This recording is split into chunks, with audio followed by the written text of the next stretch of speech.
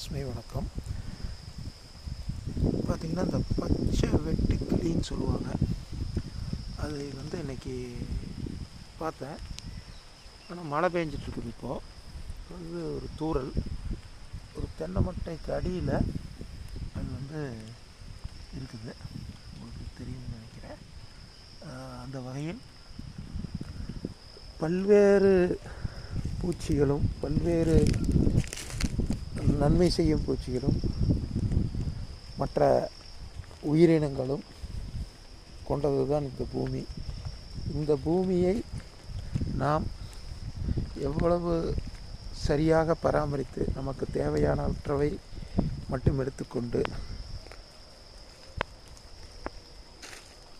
நாம் இயங்குகிறோமோ அந்த அளவிற்கு நமக்கு நன்மை கிடைக்கும். அதே போல் இப்பொழுது நீங்கள் பார்த்தா ஒரு தென்னை மட்டை விழுந்திருக்கு. அதன் அடிப்பகுதியில் தண்ணீர் எப்படி தேங்கி இருக்குதுன்னு பாருங்கள். இந்த மழை நீர் அந்த தென்னை மட்டையினுடைய இலைகளில் எப்படி தேங்கி இருக்கு பாருங்க. இது மாதிரி ஒரு இயற்கையை நம்ம பார்க்க, கூர்ந்து கவனிக்க கற்றுக்கொண்டு விட்டால் இயற்கை தரும் எல்லா விஷயங்களையும் நாம் ஏற்றுக்கொண்டு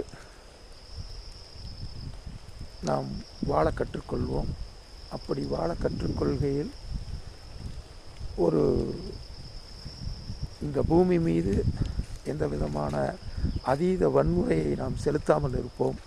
அப்படி செலுத்தாமல் இருக்கும் பொழுது தான் நாமும் பார்த்திங்கன்னா ஒரு பட்டாம்பூச்சி கூட பொழுது பறக்கிறது. நாமும் நமது எண்ணங்களும் தூய்மையாகவும் சிறப்பாகவும் இருந்து நாம் தொடர்ந்து பயணிப்போம் என்று சொல்லி விடைபெறுகிறேன். நன்றி, வணக்கம்.